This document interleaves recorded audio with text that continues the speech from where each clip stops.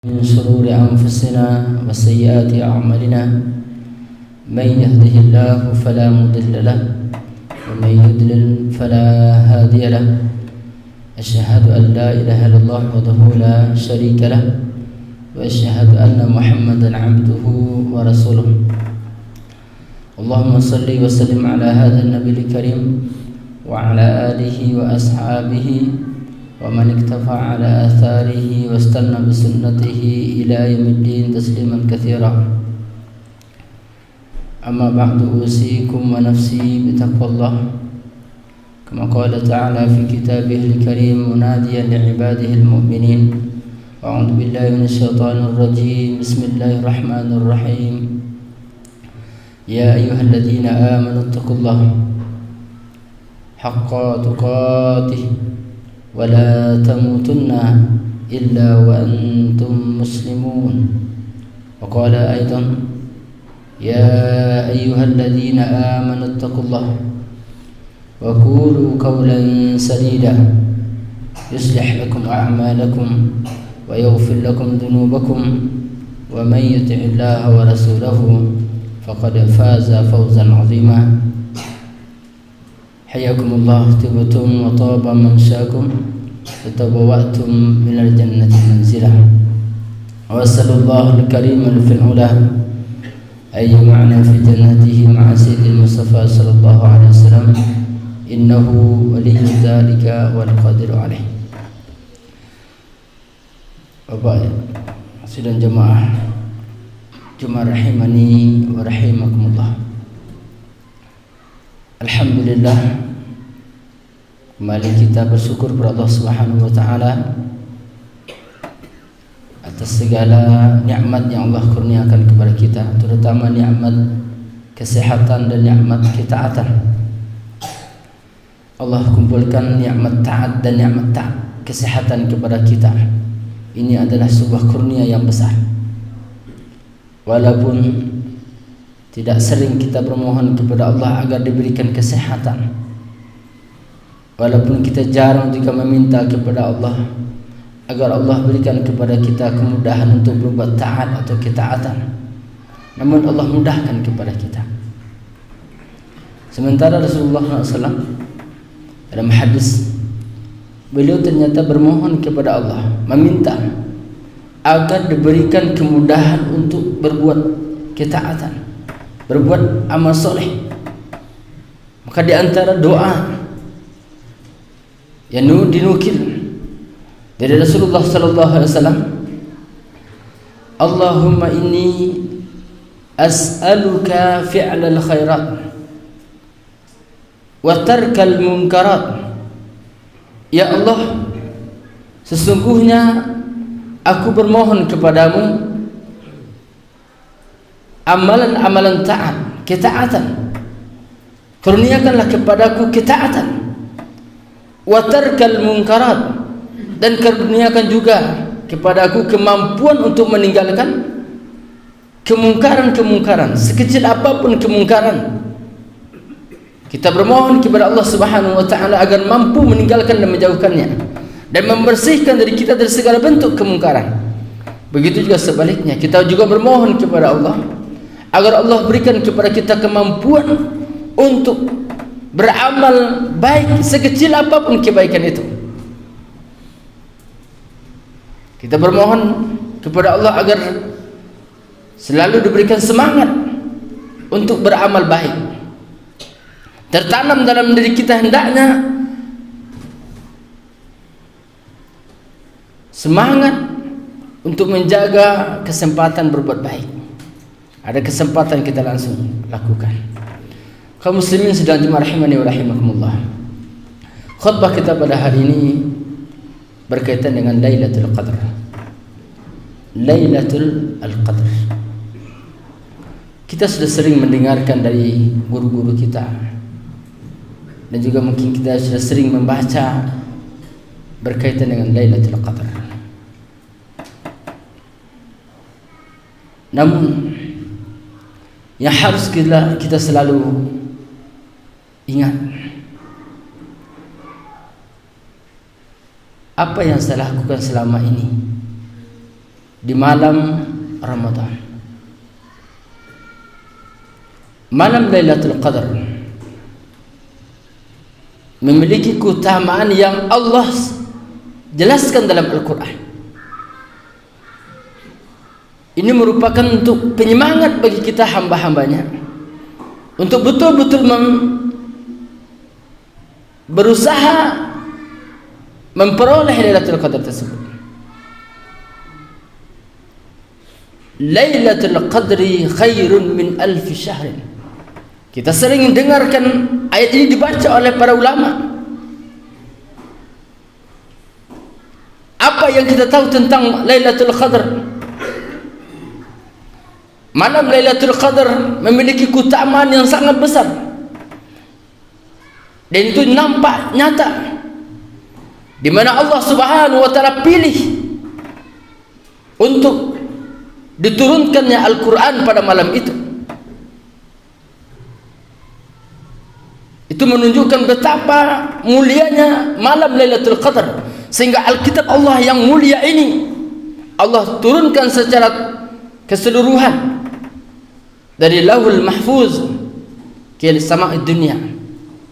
Baru di sama'id dunia Allah turunkan kepada Nabi SAW melalui malaikat Jibril beransur-ansur. Malam Lailatul Qadar. Maka dengan kita mengetahui Allah telah sampaikan dalam Al-Quran bahwa malam ini lebih baik dari 1000 bulan. Qala aktsar mufassirun,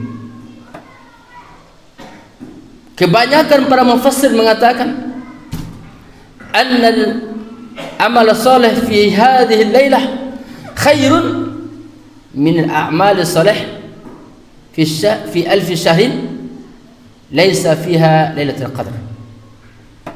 Beramal soleh atau ibadah yang kita kerjakan di malam Lailatul Qadar itu jauh lebih baik daripada amal soleh atau ibadah yang kita kerjakan sebanyak di 1000 bulan yang tidak ada padanya malam Lailatul Qadar.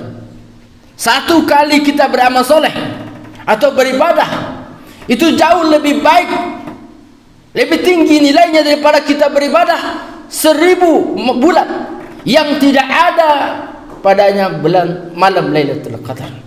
Betapa besarnya kemuliaan yang Allah berikan.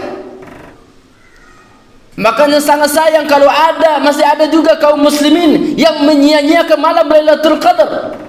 Bahkan Nabi SAW menjelaskan betul, sebagaimana diriwayatkan oleh Abdullah bin Abbas, qala Rasulullah SAW, iltamisuha fi asri awakhir Ramadan. Carilah malam Lailatul Qadar itu di 10 terakhir bulan Ramadan. Fi lailatin tasi'atin tabqa, sabi'atin tabqa, wa khamasatin tabqa. Di malam yang ke-9-nya, 9 yang terakhir, 7 terakhirnya, atau tanggal 5 terakhirnya, malam 25, malam 27 atau malam 29. Bahkan dalam riwayat lain, iltamisuha fi asr awakhir Ramadan waltamisuha fi kulli witrin.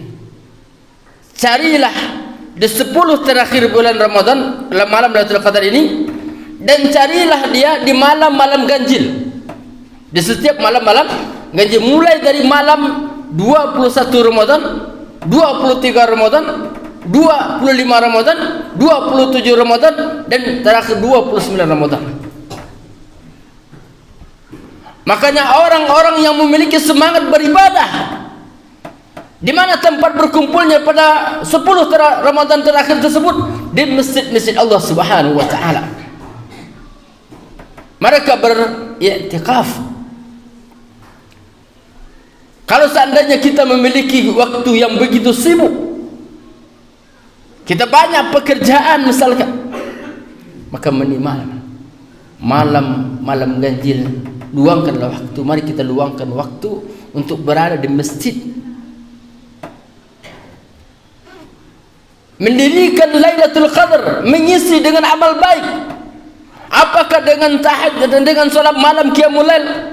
Apakah dengan qiraatul Quran, dengan membaca Al-Quran? Apakah dengan doa? Terserah kita apa yang kita sanggup. Kalau kita hanya sanggup solat 2 rakaat, maka bisi waktu yang lainnya dengan membaca Al-Quran. Jangan sampai kita menghabiskan waktu kita di malam terakhir Ramadan lebih banyak di tempat tidur, apalagi di warung-warung, apalagi di pasar.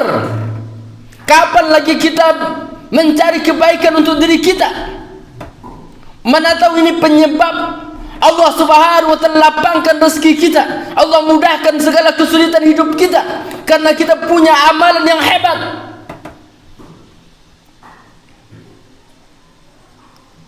Mumpung kita diberikan kesehatan, karena untuk tahun yang akan datang, Ramadan 2026, 2025 misalkan, kita belum tahu apakah kita masih sesehat sekarang. Bahkan tidak ada jaminan kita masih hidup atau tidak. Mari kita jadikan Ramadan ini adalah Ramadan seolah-olah Ramadan terakhir kita. Jangankan bermalam-malam, 1 jam pun kita berusaha untuk berbuat baik. Tidak ada jam yang kita 1 jam yang kita lewati kecuali kita punya amal soleh di situ. Apakah dengan berzikir? Apakah dengan membaca Al-Quran? Yang sangat disayangkan, banyak di antara kaum muslimin di malam-malam terakhir bulan Ramadan mereka sibuk dengan dunianya. Ada yang sibuk dengan membuat kue, ada yang sibuk dengan bercerita-cerita, dengan bermain domino, bermain koa di lapau. Kita berharap suatu saat di Minangkabau ini ada imbauan dari pimpinan kita untuk 10 selama Ramadan tidak ada lagi orang bermain koa, orang bermain domino, apalagi berjudi di malam Ramadan. Mereka yang berjudi di Ramadan masih muslim. Kita menginginkan mereka itu kembali kepada Allah Subhanahu wa Ta'ala. Kita tidak benci mereka, kita hanya benci perbuatan mereka. Kita mendoakan mereka kaum muslimin yang sudah mendapatkan nikmat dari berbuat maksiat berupa berjudi. Semoga Allah Subhanahu wa Ta'ala lepaskan dia dari penyakit ini. Kalau doa kita tidak dijawab oleh Allah Subhanahu wa Ta'ala, misalkan, kita tidak boleh berhenti berdoa untuk mereka. Kita doakan pemerintahan kita semoga terpikir oleh mereka untuk membuat himbauan, apalagi peraturan untuk menutup selama malam Ramadan tempat-tempat perjudian. Jangan-jangan karena itu menjadi penyebab Allah datangkan bermacam-macam permasalahan, macam-macam kesulitan negeri kita. Mari malam Lailatul Qadar, kalau orang lain tidak bisa menemani kita, kita isi. Kita mulai kurangi menggunakan HP ini. Kita matikan TV kita di dalam Ramadan. Kalau sekiranya orang-orang yang sedang dikubur sekarang itu diberikan kesempatan untuk beribadah bulan Ramadan, jangankan 1 jam, 1 detik pun mereka tidak akan sia-siakan. Sekarang kita ada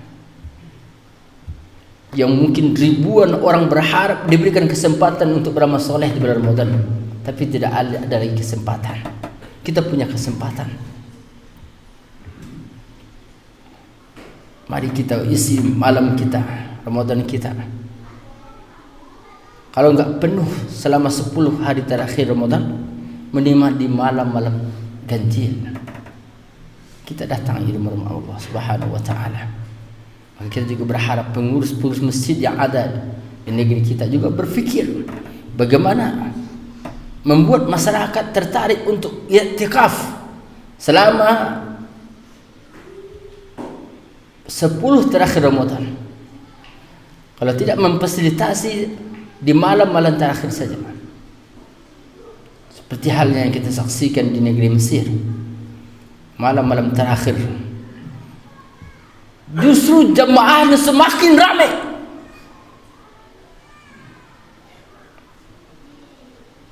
Terbalik dengan apa yang kita saksikan di negeri kita. Ramai jemaah tu di awal Ramadan sampai kita terakhir Ramadan, semakin kunjung semakin sepi. Pindah keramaian itu ke pasar-pasar malam, pindah ke warung-warung. Na'udzubillah summa na'udzubillah. Jadi mari kita targetkan diri kita ini mendapatkan pahala yang Allah Subhanahu wa taala ampunkan dosa-dosa kita yang telah berlalu. Sebagaimana disampaikan oleh baginda Rasulullah sallallahu alaihi wasallam, hadisnya masyhur. Mungkin di antara kita hafal. Mari kita ingat, kita jadikan ini sebagai pendorong bagi kita untuk mengikuti orang-orang soleh sebelum kita. Mereka menghabiskan malam dengan membaca Al-Quran, dengan salat malam, kita juga ikuti.